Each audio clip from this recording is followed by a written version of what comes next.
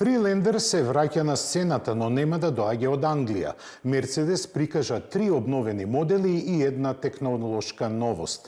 Од Nissan потврдија дека повторно ќе го произведуваат култниот GT-R.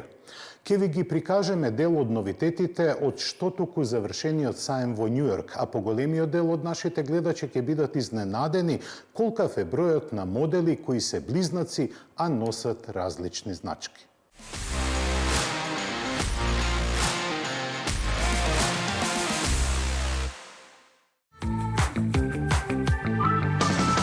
Дали знаете која е дефиницијата за конјска сила? Како мерна единица е воведена уште во 18-тиот век од страна на шкотскиот инженер Джеймс Ват за луѓето полесно да може да разберат колку се моќни неговите парни машини.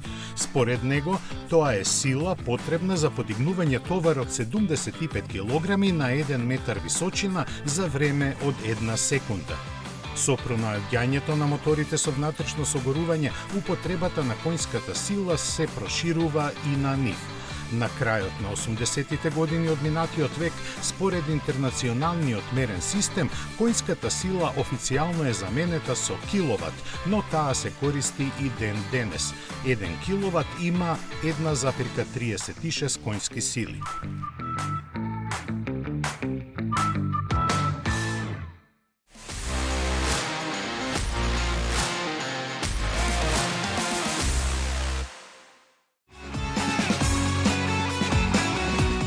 Јапонија им се приклучи на Америка и Европа во битката против кинеските електрични возила. Властите му нанесоа голем удар на BYD со кратење на субвенциите. Системот за нивно пресметување е малку сложен, но генерално според новите правила за нивната распределба се фаворизираат локално произведените батерии. Сумата е различна за сите. За Toyota BZ4X, например, се добиваат 1,3 милиони иени, што е малку над 7.000 евра, а скоро истата сума следи и за моделите на Tesla, бидејќи тие користат батерии од Panasonic. Субвенциите за Nissan Ariya изнесуваат 1 милион иени, исто колку и за електричните модели на Audi, но купувачите на BYD може да сметаат само на 150.000 иени, што е едва и 815 евра. Инаку електричните возила учествуваат со помалку од 2% од вкупната продажба во Јапонија.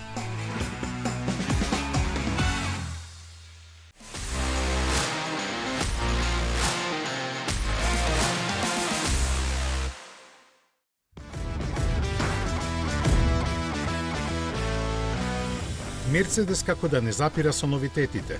Најавувајќи поопсежен редизајн на електричниот EQS, објави дека ќе има steer-by-wire систем за управување со кој наместо преку механичка врска, свртувањето на тркалата се командува преку електронски пат.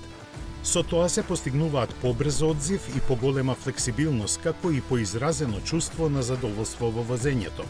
Оваа технологија ќе придонесе за значително помал замор на возачот, кој управувачот ќе го свртува со помали движења на рацете, заради што тој има поинаков облик.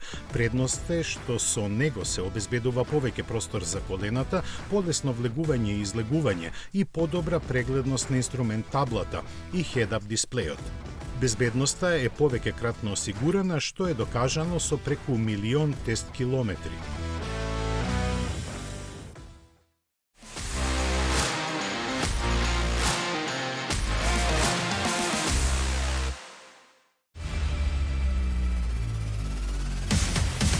Одлуката падна. Nissan ќе го подготвува наследникот на ултимативниот GT-R. Планиран е за лансирање во 2030 година, ќе има нова платформа и погонски систем базиран на сегашниот агрегат, дополнително хибридизиран. Оваа решение ќе им се допадне на спортски настроените ентузијасти кои од возилото вадат максимум, бидејќи Twin Turbo V6 моторот е познат по својата издржливост. Според одговорните за планирање во компанијата, чисто електричната верзија не треба да се очекува, иако тоа изгледаше како логичен прогрес при прикажувањето на концептот Hyperforce пред 2,5 години, кој дизајнерски веројатно ќе биде инспирација за идниот GT-R.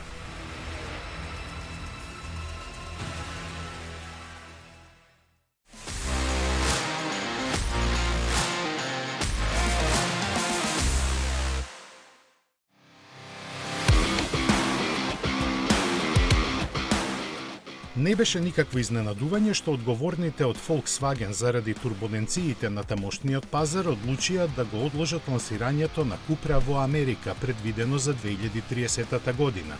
И тоа само неколку месеци откако беше објавено дека е постигнат договор со познатиот Синџир Пенске за отворање на 20 на продажно-сервисни центри низ целата земја. Изненадување е што сега стигнуваат сигнали дека е можно инвазијата на новиот континент да продолжи откако работите ќе се стабилизираат. Според најновите информации од Шпанија, континуирано ќе се следат предизвиците и динамиката со која пазарот се развива и доколку се појави момент во кој таа ќе биде компатибилна со гамата на марката, ќе се реализира. Планот предвидуваше понуда да се состои од низа хибридни, плагин и бензински модели, за кои сега се испитуваат можностите за нивно пласирање на Блискиот Исток. Се разбира, ако и таму заради сегашната ситуација не дојде до посериозни компликации. Како и да е, Cupra ќе се шири.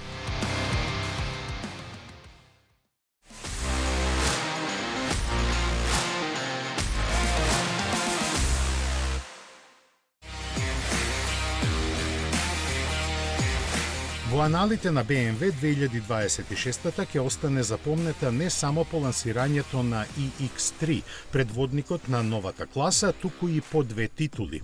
Меѓународното жири од 98 автомобилски новинари кои го сочинуваат светски автомобил на годината, му додели на BMW iX3 две титули. Првиот модел, Neue Klasse, беше прогласен за светски автомобил на годината за 2026 година, победувајќи ги конкурентите во сите категории на погонски склопови. Покрај тоа, BMW iX3 ја освои наградата Светско електрично возило за 2026 година. За BMW Group ова е 10-та и 11-та титула на престижните World Car Awards. Предходно, на 26 февруари, Оливер Ципсе, председател на управниот одбор на BMW AG, беше прогласен за светска автомобилска личност на годината за 2026 година. Освојувачи на другите награди што ги доделува жирито за избор на светски автомобил на годината се Lucid Gravity во луксузната категорија, Hyundai Ioniq 6N за перформансен автомобил, кинескиот Firefly за урбано возило и Mazda 6e за најдобар дизајн.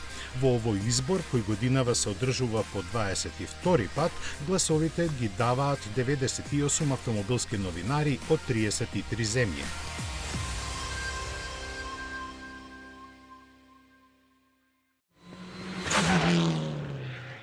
15 години вие одбирате, ние купуваме за 24 часа. 15 години над 10.000 клиенти.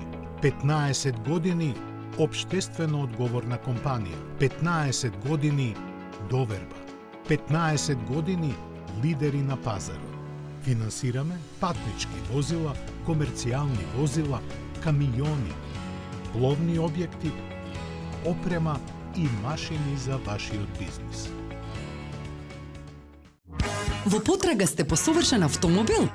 Со Chery добивате повеќе. Закажи тест возење на chery.mk.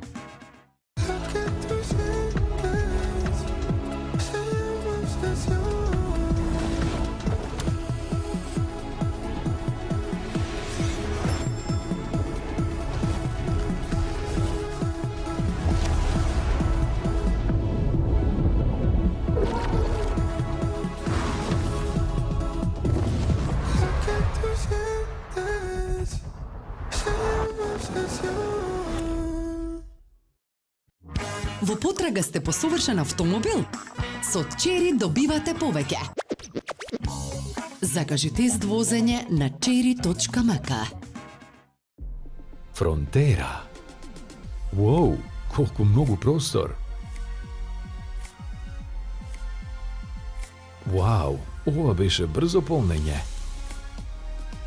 Новата Opel Frontera од 21.000 евра. Во потрага сте по совршен автомобил? Со Chery добивате повеќе. Закажи тест возење на chery.mk. Метрополис, број 1 радиомрежа. 15 години вие одбирате, ние купуваме за 24 часа. 15 години над 10.000 клиенти. 15 години општествено одговорна компанија. 15 години доверба. 15 години лидери на пазарот. Финансираме патнички возила, комерцијални возила, камиони, пловни објекти, опрема и машини за вашиот бизнис.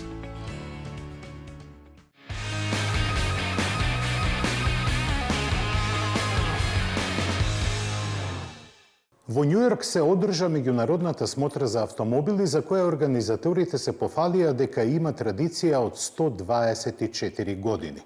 Бројот на светски премиери беше скромен, но имаше пријатни изненадувања. Во блокот што ќе следи, ќе бидете запознаени со најважните новитети што беа представени во градот што никогаш не спие.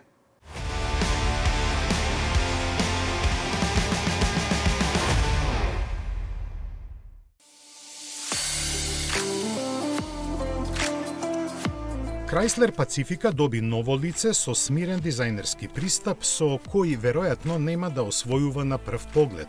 Pacifica сепак е модел чија суштина и репутација лежи во практичноста која е главен адут за настап на пазарот.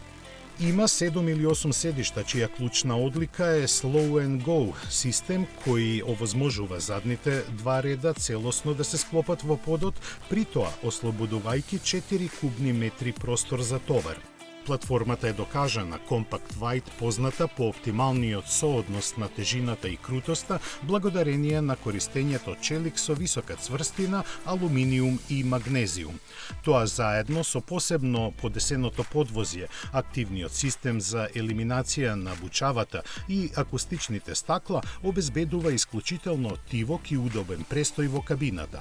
И моторот е докажан. 3,6 литарскиот V6 своите 287 коњски сили преку 9 степен менувач ги пренесува на предните или сите 4 тркала.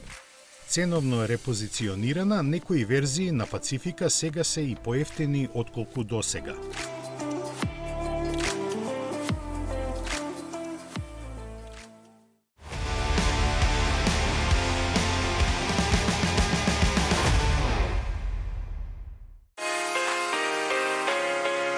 На својот пат во освојувањето на глобалните пазари, Kia Seltos од Индија, каде се произведува, стигна до Америка. Домаќин на премиерата на субкомпактниот кросовер беше Њујорк, каде со својот изглед налик на големиот Telluride увери дека во оваа класа повеќе нема место за компромиси. Со поамбициозни намери отколку досега, ќе има задача да ги редефинира очекувањата на купувачите, главно во поглед на технологиите и пространоста. Се снаоѓа и на асфалт и надвор од него, посебно со изведбата со погон на сите тркала. За моторизацијата на располагање стојат 3 опции. Основниот дволитарски атмосферски бензинец со 147 коњи е спарен со интелигентната CVT трансмисија. 1,6 литарскиот турбо со 190 коњски сили има 8 степен автоматски менувач, а за крајот на годината е најавена и хибридната верзија.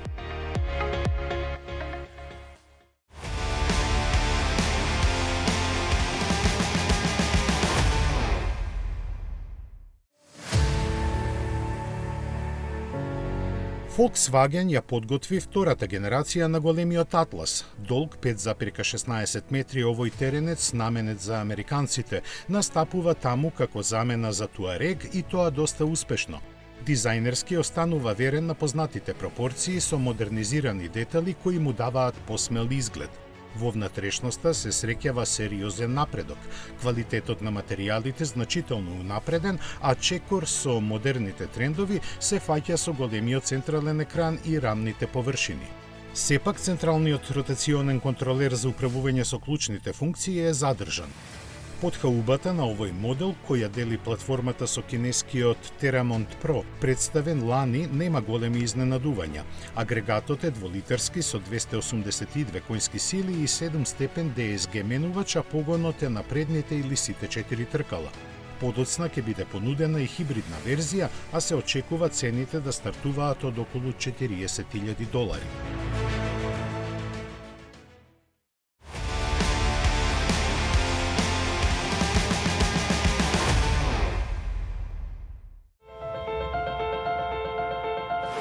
Subaru ја прошири својата американска понуда со електричниот кросовер Getaway, кој не е ништо друго освен препакуван Toyota Highlander од новата генерација. Дизајнот сепак ги има препознатливите елементи на Subaru, осветлени амблеми на марката, карактеристична светлосна графика и стандардни носачи на покривот. Внатрешноста е концепирана за семејни секојдневија со доста простор за 7 патници. За разлика од Highlander има посилна погонска група сочинета од 2 електромотора со 420 коњи и батерии доволни за поминување 500 километри, кои од 10 до 80% се полнат за половина час. Подоцна ќе биде понудена и верзијата со помал пакет батерии и пониска цена која се очекува да стартува од $55,000. Се произведува во фабриката на Toyota во Кентаки, а во Европа не треба да се очекува. Заедно со Getaway на салонот на автомобилите во Њујорк премиера имаше и хибридната варијанта на Forester Wilderness. Располага со 197 коњски сили, кои заедно со погонот на сите тркала, клиренсот од 236 мм и посебно подесеното ослонување му обезбедуваат посолидни теренски својства.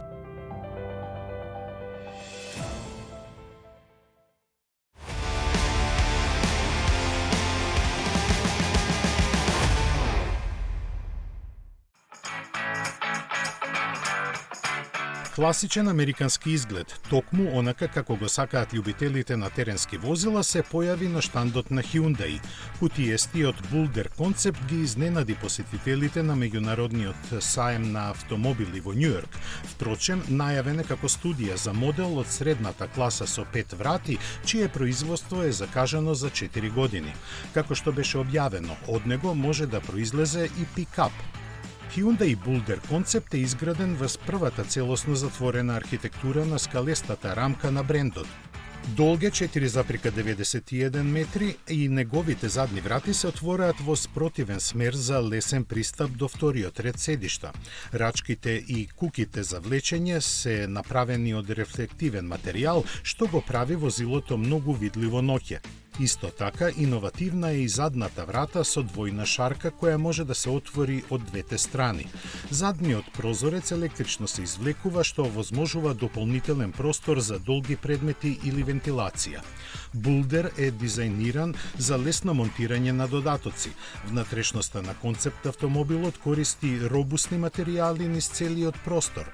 Најчесто користени контроли се со физички копчиња и рачки кои лесно се достапни и обезбедуваат безбедно манипулирање дури и при возење по груб терен. Поради царинските политики на Соединетите Американски држави, идните модели поставени на скалести рамки не само што ќе бидат дизајнирани и развиени во Америка, туку и ќе се произведуваат таму со употреба на американски челик произведен од Hyundai.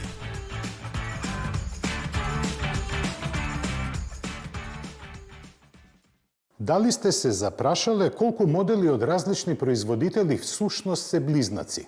По овој прилог можеби ќе бидете изненадени и ќе се запрашате која марка всушност возите. Пред да ги добиете овие одговори, даваме предност на штутгартската Звезда. Во исто време Мерцедес представи 3 новини. Се работи за темелно ажурирање на 3 битни модели. Првиот е големиот GLE, кај кого се аплицирани дури 3000 подобрувања. Истото важи и за неговата купе изведба. Темелно ревидиран е и GLS, кој со право го доби прекарот теренска S-класа.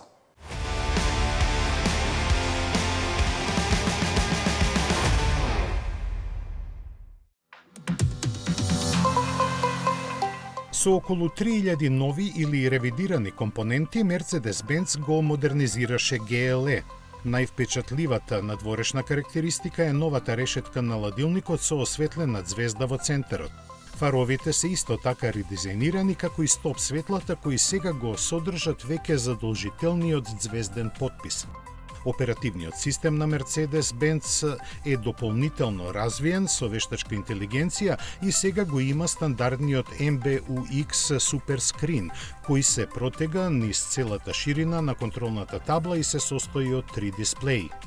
10 надворешни камери, заедно со до 5 радарски и 12 ултразвучни сензори го покриваат спектарот на системи за помош и безбедност. И Active Body Control ја подобрува удобноста при возењето со анализа на ситуацијата при возењето 1000 пати во секунда и индивидуално прилагодување на суспензијата на секое тркало. Амортизацијата се калибрира автоматски преку облак. Линијата на мотори се состои од 3 6-цилиндрични бензински и дизел мотори, еден плагин хибрид и врвниот модел со V8 мотор кој произведува 537 конски сили и 750 Нм вртежен момент. Дополнително, тука е и Mercedes AMG GLE 53 4+ Matic, како само напојувачки и како приклучен хибрид со системска моќност од 585 конски сили. Мерцедес и на големиот GLS му подготви серија унапредувања со кои посилен, попаметен и поудобен влегува во новата фаза во својот животен век. Овој водечки теренец во гамата на марката, представен 2019-та, има ревидирана понуда агрегати, сите благи хибриди и со погон на 4 тркала. Во Европа ќе се нуди со 2 дизела од по 3 литри работна зафатнина со 313 и 367 конски сили.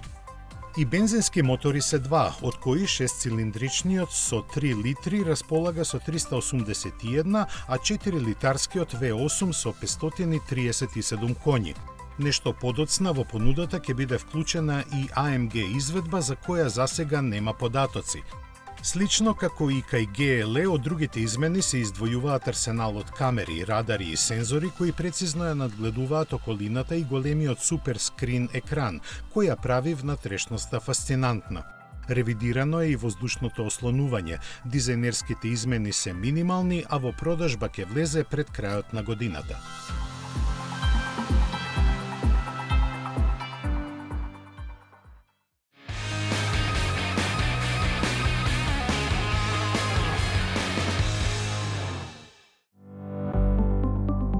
Стремејќи се за порационално работење, производителите неретко нудат исти возила под ознаките на различни марки.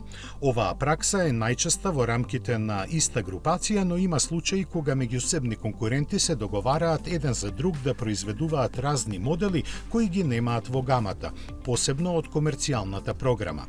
Например, комби возилата на Stellantis може да се купат со амблемите на Peugeot, Citroën, Opel, Vauxhall, Fiat, Ram, Toyota и Iveco. Renault за Mercedes ги произведува Citan и T-класата, а го снабдува и Nissan. Ford и Volkswagen еден за друг ги произведуваат скоро сите своји комерцијални возила, вклучувајќи го и пикапот Amarok, додека пак Crafter се продава под ознаките на MAN. Иако во Америка и Јапонија сосема нормален, во Европа бренд инженерингот кај патничките автомобили поретко се среќава. Возилата поставени на иста платформа и со иста механика имаат различен дизајн на каросеријата и ентериерот, но сепак има и такви кои се сосема идентични. Така, например, дел од европската гама на Mitsubishi се модели на Renault, а Suzuki, Subaru и Mazda позајмуваат од Toyota, која пак ја продава електричната e-Vitara под своите ознаки. Едно е сигурно, и во иднина често ќе се среќаваме со ваква практика која на производителите им носи само позитивни резултати.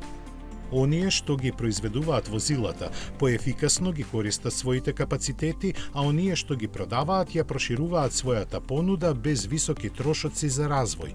Возачите пак, колку навидум да нема смисла да се купува клон место оригинал, сепак немаат иста перцепција за секоја марка, а влијание на одлуката имаат и сервисната поддршка и финансиските услови кои понекогаш знаат да бидат поповолни. Кинеските брендови со фасцинантна брзина се развиваат. Тоа се должи на водечката технологија што ја имаат во областа на електричните и електрифицираните погони, се поатрактивниот дизајн, разумна цена, стратегија за освојување на пазарите и добро прилагодениот производствен програм. На сцена стапија новиот EM Motors LS8 за следната година, најавен е Freelander, но не од Jaguar Land Rover, туку од заедничката компанија формирана со Chery и ке се произведува во Кина. Lynk & Co најавува консолидација на европскиот пазар.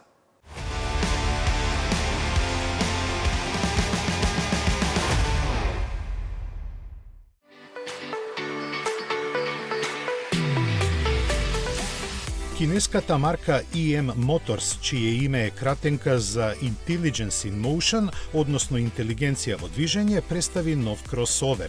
За број помало од водечкиот модел ја има ознаката LS8 и неговите стилски решенија, предните светла, браниците и препознатливите задни столбови со облик на перка на ајкула. Должината од 5,1 и широчината од 2 метри обезбедува доволно простор за 6 патници, чија удобност ја гарантираат загреваните и вентилирани седишта со масажа и воздушно ослонување. Управувањето е на сите 4 тркала, а електромоторот развива 313 конски сили. Посилните верзии располагат со 2 електромотора со вкупно 530 коњи. Според спецификациите, чисто електричната автономија изнесува 355, односно 430 км, после кои се вклучува 1,5 литарски агрегат кој работи како генератор за струја. Се очекува да има стартна цена од околу 35.000 евра. Оваа марка, која делува под закрилата на SAIC и технолошки гигант Alibaba, е присутна и во Европа, но не е објавено дали и овој модел ќе биде понуден.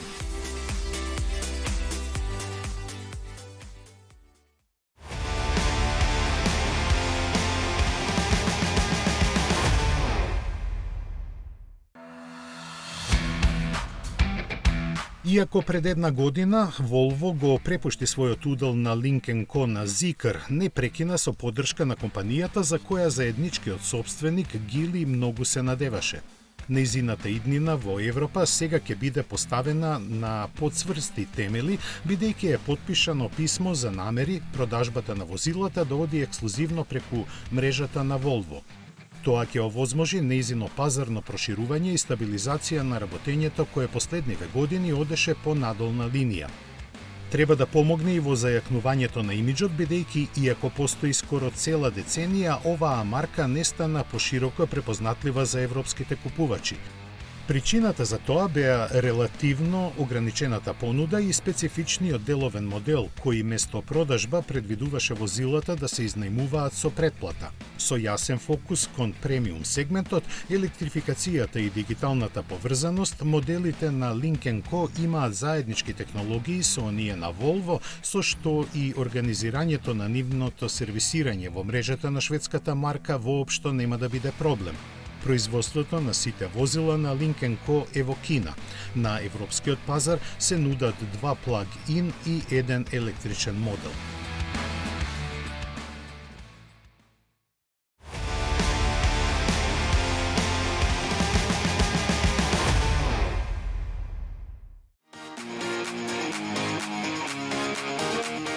Freelander се врати овој пат како марка со британски дизајн, кинески технологии и глобални амбиции.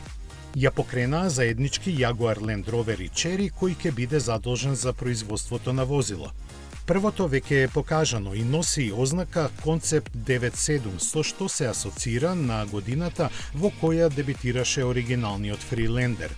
Неговиот дизајн дело на Гери Мегаверн комбинира повеќе познати елементи од светот на Land Rover. Робусните пропорции и нагласените крила потсетуваат на Defender, додека некои детали, како на пример светлосните потписи, се инспирирани од постарите Range Rover модели. Сребрените елементи на предниот и задниот дел, кои имитираат заштитни плочи за подвозјето, додаваат дополнителна доза теренски карактер, а малото триаголно стакло на задниот столб е јасна референца на некогашниот тривратен Freelander. Техничката основа е сенаменска. Платформата поддржува архитектура од 800 волти и повеќе видови погонски единици. Во прв план е целосно електричната верзија, а предвидена е и плагин хибридна варијанта наложена од глобалната стратегија прилагодена на различни пазари и афинитети на купувачите. Деталите допрва ќе ги дознаваме. Засега се знае само дека од новата марка за наредните 5 години се предвидени 6 модели. Автомобилскиот свет не мирува. Неделава имавме доста новитети, а за следната повторно ќе има за што да се дискутира. Уживајте во продолжениот викенд. До гледање.